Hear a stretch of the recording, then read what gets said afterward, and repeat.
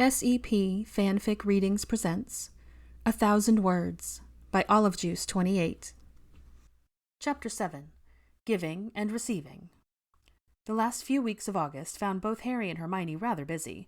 Harry was continuing with Auror training, along with whatever task Kingsley set him, and Hermione with further upgrades to Grimmauld Place and preparations for her return to Hogwarts. She had decided to start with the rooms that were most used. With the drawing room and the kitchen fully functional, she moved on to the rooms on the third floor. It took her a full week to clean and transfigure the 3 bedrooms, full bath, and the large closet at the end of the hall.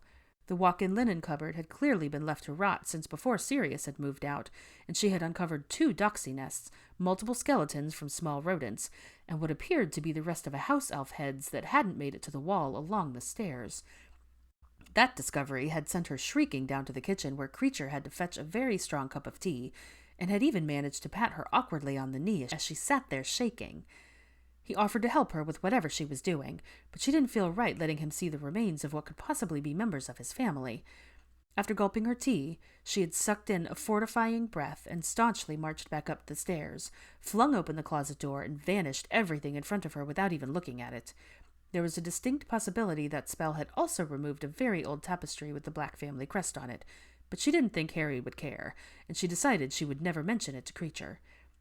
Harry was gone most days, usually coming home shortly before dinner. On several occasions they were joined by Ron and Ginny, filling the house with boisterous laughter and friendly banter. One night, as the 4 of them were gathered in the newly redecorated drawing room, Harry mentioned a recent trip to Malfoy Manor. "You still have to go every week?" Ron asked, looking rather put off by the idea. Harry shrugged. "Yeah, I think I'll be checking in with both of them until their probation is up, unless they put someone else on it." "But that's years, Harry," protested Ron. Harry chuckled at the look of genuine horror on his best friend's face, and Ginny leaned over and smacked her brother on the arm. "Be nice, Ronald." "But seriously," Ron looked wide-eyed between the couple and then at Hermione in hopes that she'd support him. "How can you stand going there, after everything that happened?" He finished in disbelief, as if there was nothing more that needed to be said for the others to understand what he meant. Harry shot a glance in Hermione's direction, but she was studiously tracing the embroidered pattern on the throw pillows in her lap.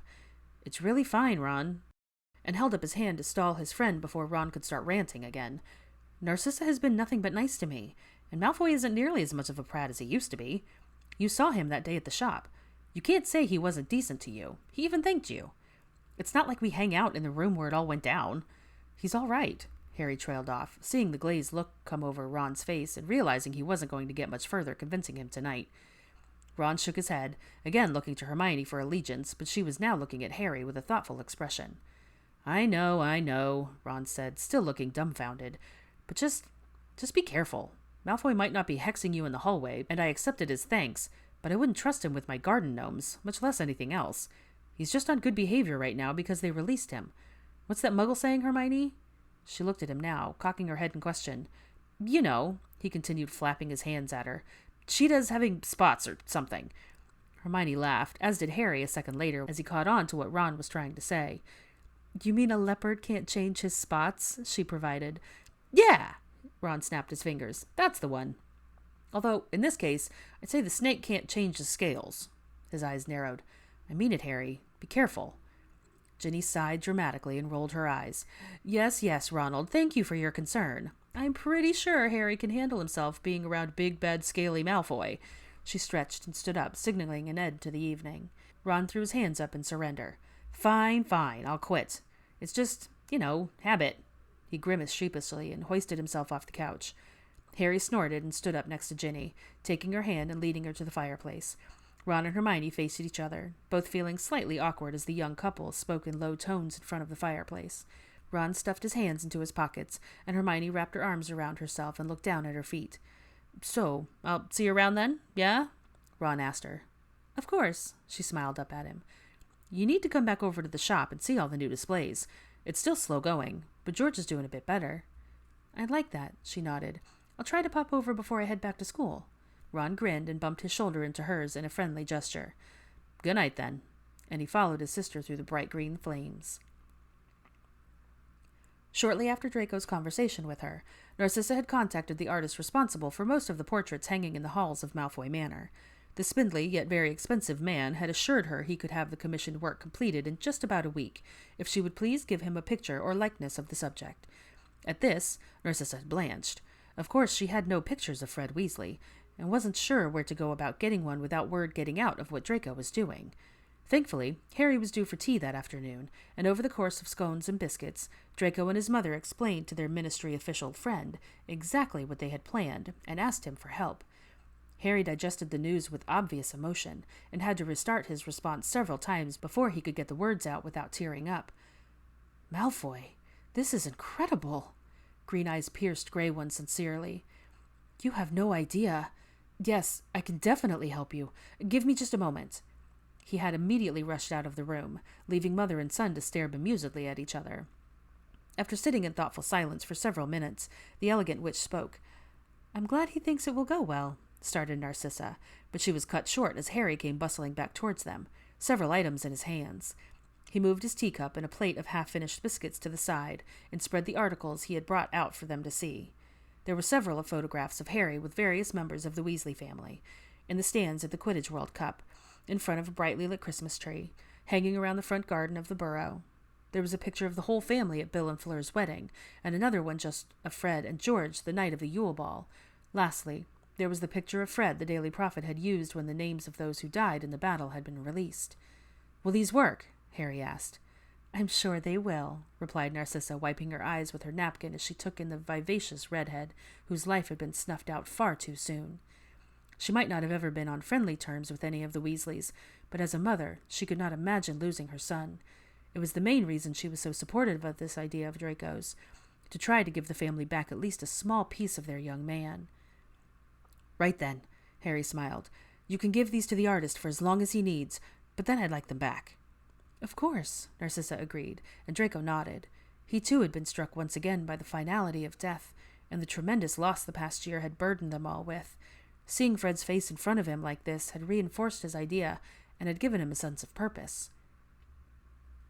The following week, Draco asked Harry to arrange for the Weasley family to gather at the joke shop. Harry had told him that Ron and George were almost ready to reopen, and he wanted the portrait to be delivered before then. Now that the day was upon him, he was unaccountably nervous. He wasn't exactly sure why. It wasn't like he had done the painting himself, but he supposed he just really wanted the gesture to convey a lot of things he couldn't put into words.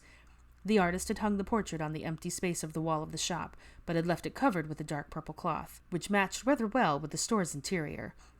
Harry had been tasked with getting the Weasleys to agree to meet him there, which everyone except Bill and Charlie were able to manage.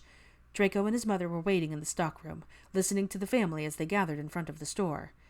"Harry, what's this all about?" asked Arthur. "Yes, dear. Is anything the matter?" Molly looked worried. No, Harry assured her. "Everything is fine. There's just something I'd like to show all of you." "I'm here," announced Percy as he entered the shop, glancing around to see who else had arrived. "We're still waiting on George and Ron," said Ginny. The front door opened again a second later, and Ron greeted the others. "So, what's up? I'm supposed to meet Katie when she gets off in a bit." "Don't worry, this won't take long." As Harry spoke, George exited the office, wiping ash from his trousers and approaching his family with a wary look on his face. Not wanting to delay any further, Harry called for attention. "Right. Thank you all for meeting me here. I know it was an odd request." He grinned as they all nodded or chuckled in agreement. His voice lowered slightly as he continued, and though his smile faded, the love he held for every person standing around him was clearly evident. "I know that these last 3 months have been extremely hard on all of you," he began. Immediately, Draco could see understanding dawning on each face. Molly dug a handkerchief out of her pocket, and Arthur wrapped his arm around her. Harry cleared his throat and continued. "While I know that nothing will ever replace Fred, some of us were hoping that maybe a bit of him could be returned to you, in some small way." At this, he gestured to the object on the wall. He walked over and gently tugged the corner of the fabric, causing it to slide off and reveal a life-size image of Fred Weasley sitting in an overstuffed chair, wearing one of his mother's hand-knitted jumpers with a giant F on it. At first, he had been resting his head on his hand, which was propped up by the elbow on the armrest, but as the drape had been removed, he had slowly woken up and began to take in the sight of his family before him. Molly immediately burst into sobs, clinging to Arthur as if her knees were about to give way. Ginny had silent tears coursing down her cheeks, and she leaned into Harry's side when he came back over to her. Ron and Percy were both staring, open-mouthed, eyes overly bright. But George, after a moment of stunned disbelief, had walked over to stand directly in front of the portrait. Without a word, he reached out his hand and placed his palm flat on the top of where Fred had stretched out his own. He stood there, his head bowed and shoulders shaking. Draco watched the entire scene unfold as his heart constricted and a lump the size of a snitch grew in his throat.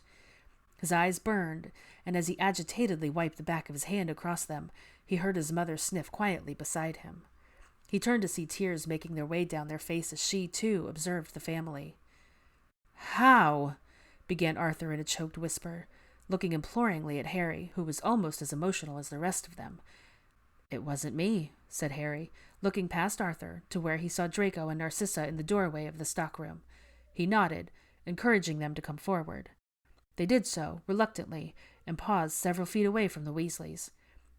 Ron's face drained of color as he stared at Draco. He looked back at his best friend, who nodded in unspoken explanation. At that, he crossed the shop at several long strides, stopping just inches away from his longtime enemy.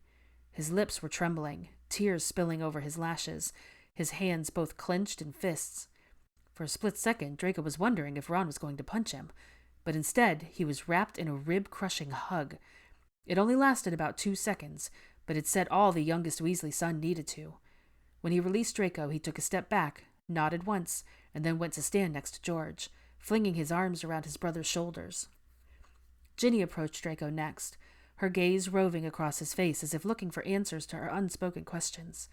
She clasped one of his hands in both of her own, looked deep into his eyes, and whispered a shaky, "Thank you," before standing on tiptoe to kiss his cheek. She smiled tremulously at Narcissa, and then she too went to stand with George. Molly had just broken away from Arthur, and was now only realizing the Malfoys were in the room. Her stunned expression flitted between mother and son, before resting on Narcissa, who was looking both very nervous and very tearful herself. Molly closed the distance between the two women and wrapped her arms around Narcissa in one of her famous all-encompassing hugs, both of them quietly crying into each other's shoulders. Arthur had taken off his glasses to wipe his face, and then turned to Draco. He clapped a hand on the younger man's back and shook his head. "I can't tell you," he began thickly. "This means so very much." He couldn't continue, but instead gave Draco a somewhat awkward one-armed hug before joining the growing group in front of the portrait. Percy collected himself, walked briskly over to Draco, and offered his hand. "Thank you, Malfoy." He cleared his throat, his eyes still glassy. "This is quite unexpected, and very kind of you." He seemed to have difficulty finding the right words, but Draco understood and shook Percy's hand, and simply said, "You're welcome." Molly and Narcissa had broken apart, but were still engaged in quiet conversation. Molly was grasping Narcissa's hands in her own, clearly adamant about what she was saying to the other witch. Narcissa was looking down at the floor, but Molly tugged on her hands, and she met the red-haired woman's eyes and gave her a small, closed-lipped smile. Molly gave her another quick hug, and then turned to Draco. He braced himself for what he knew was coming, and sure enough, he was immediately engulfed in her embrace. He heard her choke back a sob, and when she released him, she cupped the side of his face with her hand and pierced him with a stern, motherly gaze. "Thank you," she said in a quavering voice. "You've done a wonderful thing here, young man. You've given Fred back to us." She pressed her trembling lips together for a second. "You're part of our family now, and I hope you know that." Without waiting for a reply, she hugged him again, and then went to join the rest of her loved ones who were all holding audience with Fred. Harry then came up to Draco and Narcissa, a smile on his face even though his eyes were red. "I think that went brilliantly." Draco nodded, and Narcissa hummed in response, both of them still feeling rather overwhelmed by the whole event, especially the Weasleys' reception of them. "Whenever you're ready to go, we can flew back to the manor," Harry began, but was cut off by the appearance of George at his side. George looked first at Draco, and then at Narcissa. Wordlessly, he extended a hand to each of them, which they took. He looked at each of them a second time, opened his mouth as if to speak, but closed it again. He looked down at the floor and shook his head, his grip on each of their hands tightening. Narcissa stepped closer to him and wrapped one arm around his back, letting him rest his forehead on her shoulder. His body racked with sobs again, and Draco felt the tears he'd been holding back the entire time begin to escape. He clasped George's hand just as tightly and took a step closer to the grieving twin. George lifted his head from Narcissa's shoulder and met Draco's eyes with his own. The pain in them was incredibly deep, yet there was hope flickering there as well. For the third time that day, Draco found himself being fiercely hugged by a Weasley, but this time he felt he was the one who needed it. Taking deep, shuddering breaths, trying to steady himself, he clung to the back of George's shirt like a lifeline. After a few moments, they stepped apart. George extended a hand and managed a hoarse, "Thanks, Malfoy," which Draco accepted with a nod and a firm handshake. He then offered the same to Narcissa, who also seemed unable to speak at the moment. As George made his way back to his family, Fred's portress called out to him. "Oi, Malfoy!" Draco, slightly stunned, took a few steps towards the painting, a questioning look on his face. "Just wanted to say thanks," Fred grinned. "Don't be a stranger, yeah?" "Yeah," nodded Draco, a small smile playing at the corners of his mouth. "I'll be back." "Well, good," continued the cheeky jokester, "since, I'll just be hanging around." This quip was met with good-natured groans and mild chuckles, and a more buoyant tone seemed to spread over the group behind the counter. Draco turned back to Harry, who was still smiling with his mother, asking if she was ready to go, which she was. The trio quietly headed for the flue in the office, leaving the Weasleys to continue their time together.